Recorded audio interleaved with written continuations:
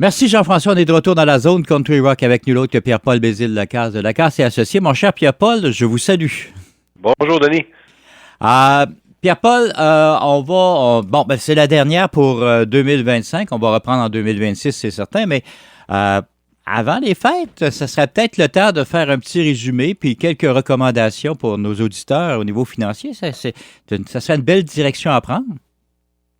Ben oui, puis pour commencer la bonne année 2026 sur le bon pied, quelques petits rappels de choses qu'on a dites dans les derniers mois. Je reviendrai pas sur le budget, même si c'est la chose la plus importante pour moi qu'il faut que les gens se rappellent. Faites un budget, suivez-le, faites un revenu-dépense. Mais outre ça, un petit rappel là. Je veux dire, presque philosophique, du point de vue du bonheur. Hein, on s'était parlé, oui. Chercheur de Harvard, Arthur Brooks, qui a fait des recherches sur le bonheur versus l'argent et ces recherches-là avaient démontré qu'il y a 5 façons de dépenser son argent. Il y en a une qui nous rend pas plus heureux, les 4 autres nous rendent plus heureux. Donc, tentons d'être dans les 4 qui nous rendent plus heureux. C'est quoi ces 4-là? L'épargne nous rend plus heureux. Donner son argent ou la charité en général nous rend plus heureux. Acheter du temps, donc ça veut dire payer des gens pour faire des choses dans lesquelles on est moins bon ou qui nous intéressent pas. Donc ça, c'est des choses qui peuvent augmenter notre bonheur. Acheter des expériences, donc ça veut dire faire des soupers entre amis, faire un voyage entre amis, ce genre de choses-là. Et la seule chose qui n'augmente pas le bonheur, bien que beaucoup de gens tentent de me faire croire que d'acheter un char, ça augmente le bonheur, ce n'est que momentané. Acheter des biens matériels, ça n'augmente pas le bonheur sur une période notable. Donc, arrêtons de penser que le bonheur est dans les biens matériels. Oui, effectivement. La plupart des gens, mais par contre, d'un autre côté, il y a une prise de conscience, c'est qu'on a besoin de certaines choses, dont le char fait partie de ça, mais peut-être qu'on n'a pas besoin du char de 2026, là.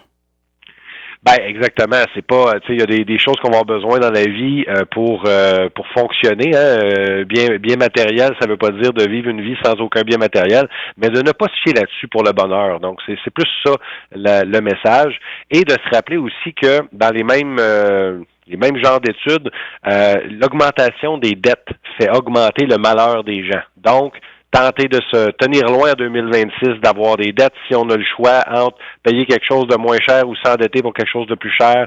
Allons vers les biens qui sont le moins cher, qui vont nous permettre de ne pas s'endetter, parce que vraiment, ce qui détruit le plus la santé mentale des gens, c'est vraiment l'augmentation des dettes. Tu sais, quand on parle de ça, moi, je regarde, je suis souvent des questions des gens. Les gens veulent souvent être riches. C'est pas l'objectif ne devrait pas pour moi être riche. L'objectif devrait être d'être indépendant financièrement. Et être indépendant financièrement, ça peut vouloir dire un paquet d'affaires pour différentes personnes. C'est pas toujours la même chose.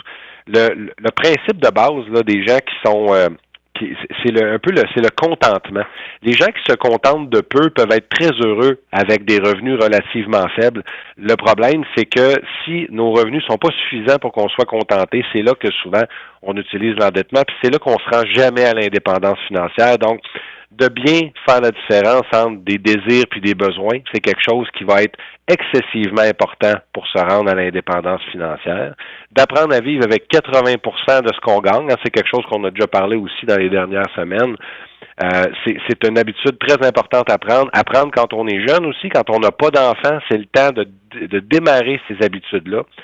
Moi, j'ai fait ça sans le savoir là, quand j'étais plus jeune, puis quand j'ai augmenté mes revenus de 30 000 à 35 000 à 40 000, ben c'était à l'époque sans augmenter mes dépenses. Donc, quand tu es habitué de vivre sur un budget de quelqu'un qui gagne 30 000 puis que tu gagnes 40 000, 45 000, 50 000 et que ça l'augmente, ben l'excédent s'en va en épargne et tu gagnes rapidement de l'indépendance financière, qui fait que la journée où quelqu'un veut te faire faire quelque chose qui te tente pas, ben tu peux dire non.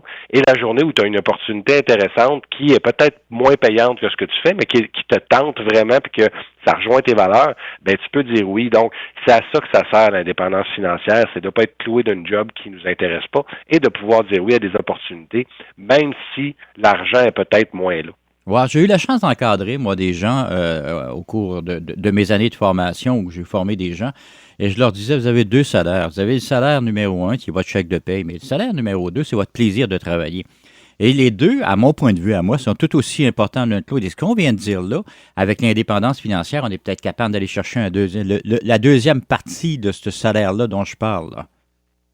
Ben, tout à fait, parce que la relation entre l'argent et le bonheur, là, c'est relativement clair. Quand on gagne assez d'argent pour payer nos factures, l'excédent nous amènera pas plus de bonheur. Fait que si on parle en termes de bonheur, ben, on veut avoir assez d'argent, oui.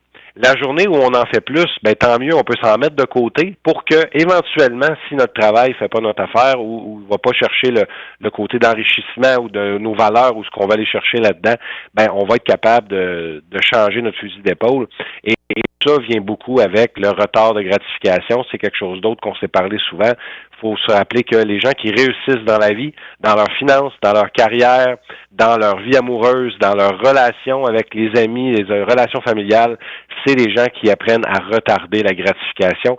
Quand on est dans le bonheur maintenant, tout de suite, puis on pense pas à demain, ben souvent, on va faire un paquet d'erreurs, on va être plus égoïste et ultimement, on va nuire à la qualité de notre vie. Donc, apprenons le retard de gratification, mettons-nous des objectifs à atteindre avec des contraintes, contraignons nous-mêmes volontairement et se rappeler que se contraindre soi-même, c'est beaucoup plus efficace que la vie arrive avec une contrainte. Donc, apprenons à nous gérer, puis donnons-nous de la marge de manœuvre qu'on a besoin pour aller vers l'indépendance financière, pour avoir nos besoins de remplis, mais la journée où on a une bad luck, on va quand même pouvoir continuer de remplir nos besoins et on va être capable juste de tout simplement, temporairement des fois, diminuer la partie désir.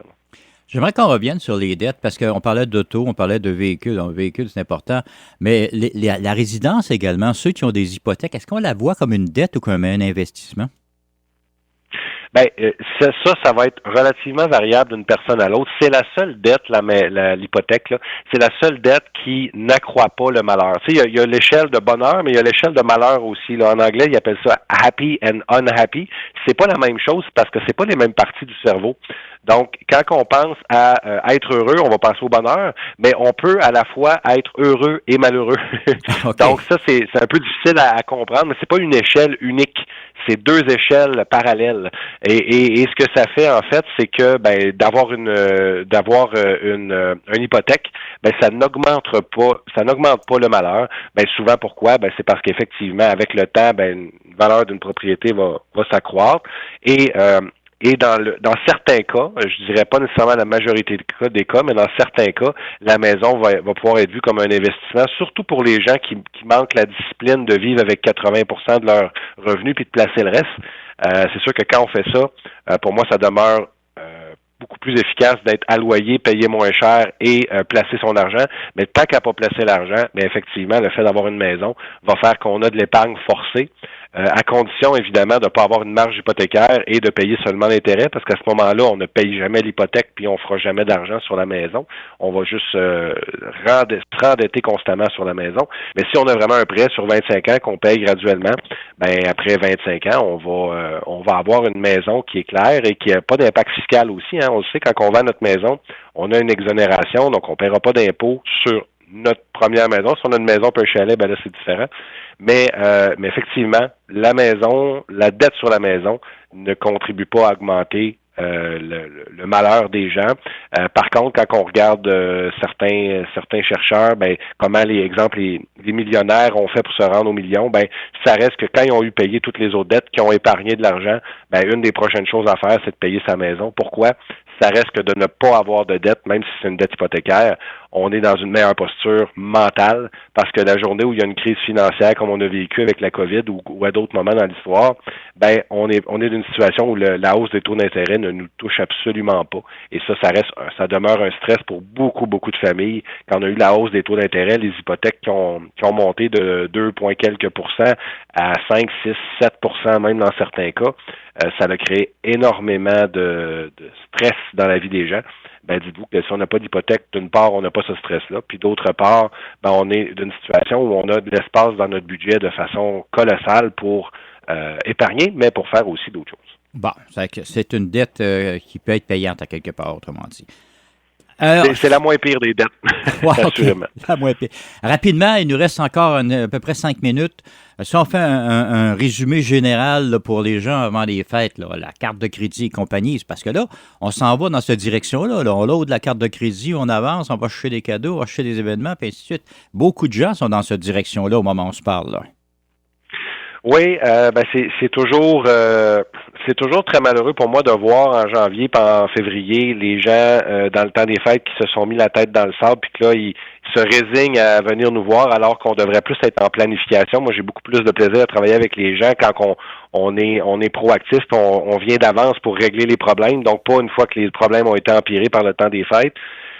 Mais oui, effectivement, on devrait assurément avoir un budget du temps des fêtes. Ce budget-là, je vais prendre un exemple. Mettons que c'est 1 000 $ notre budget du temps des fêtes. Et ça comprend quoi? Ben, ça comprend les cadeaux qu'on va faire, mais ça comprend aussi la hausse des coûts. Hein. Si on reçoit des gens à souper, ben ça va coûter plus cher de nourriture, de vin, de tout ce qu'on veut. Donc, faut le calculer. Et juste 1 000 $, ça veut quand même dire que quelqu'un qui épargne ça à toutes les payes, là, à toutes les 2 semaines, c'est 40 $ par paye qu'il faut mettre de côté.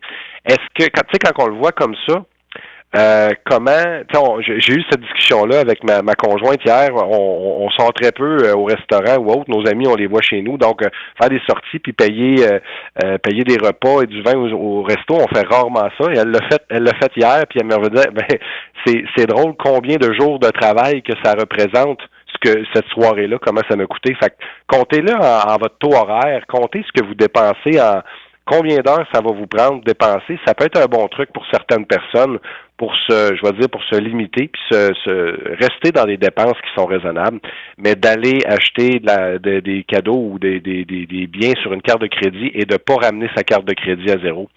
C'est la pire chose qu'on peut faire pour notre santé mentale et c'est la pire chose qu'on peut faire pour notre portefeuille parce qu'une carte de crédit, c'est habituellement au-delà de 20% d'intérêt. Donc, si on la ramène pas à zéro à tous les mois, ça coûte excessivement cher. Même si on se dit, bon, ben, c'est pas grave, je vais le payer dans 2, 3, 4 mois, ça va être fini. Ben là, il arrive des imprévus. Finalement, ça s'étire sur plus longtemps. Puis on arrive à Noël d'après, puis on est encore dans le même pattern de réemprunter. Donc, accumulons l'argent avant pour arriver dans le temps des fêtes pour dépenser cet argent-là. Si cette année c'est pas fait, ben essayons d'aller vers des cadeaux faits à la main. Essayons de penser, là, c'est des expériences qu'on dit qui vont être plus importants que des biens matériels. Ben faites des activités. Moi, le meilleur cadeau que les gens peuvent me faire, c'est garder mes enfants, par exemple. Ben ça, c'est une expérience intéressante à donner à quelqu'un. Donner de son temps, passer du temps ensemble. C'est quelque chose qui est négligeable, mais moi, personnellement, c'est quelque chose qui me fait très plaisir parce que passer du temps avec les gens, c'est beaucoup plus important pour moi que le bien matériel. Puis je pense que pour beaucoup de gens, c'est vrai aussi. En fait, c'est de revenir à l'essence de base de cet événement-là, parce que si on retourne 60 ans, 70 ans en arrière, la période des fêtes, c'était une période où c'était festif avec les gens. Il y avait des cadeaux, mais c'était très léger, les cadeaux, par rapport à ce qu'on a aujourd'hui, là. Oui, c'était la fête, c'était de la musique, c'était de la danse, et oui, effectivement. Et si on est vers ça, ben on peut avoir beaucoup plus de plaisir et ça coûte moins cher sur le portefeuille. Puis c'est des choses qu'on va se rappeler beaucoup plus longtemps, des expériences, que des biens matériels. Voilà, le party qui est pogné, puis on a du plaisir. Ça, c'est sain. Ça, on s'en rappelle. Oui, ça, on s'en rappelle bien. Pierre-Paul, on va donner les coordonnées pour te rejoindre, mon cher. Oui, les gens peuvent nous joindre au 1-844-LACASE, peuvent nous écrire au info@lacasesyndic.com et peuvent aller nous suivre sur Facebook, LinkedIn. On va être fermé là évidemment pour 2 semaines dans le temps des fêtes, mais on regarde quand même nos courriels et on regarde quand même les gens qui nous appellent au cas parce qu'il y a quand même des fois des urgences. On souhaite pas ça à personne, mais des huissiers qui se présentent à la porte pour des saisies de salaire ou des choses comme ça. Les gens, évidemment, si vous avez des retards et que vous n'êtes pas en mesure de payer vos cartes de crédit, vous devriez venir avant que le huissier cogne à la porte, évidemment. Mais quand même, s'il y a des situations d'urgence, on va quand même être disponible dans le temps des fêtes. Parfait. Pierre-Paul, il me reste à vous souhaiter de belles fêtes et nous, on se reparle après la période des fêtes. Merci, Denis, puis bonne année à tout le monde.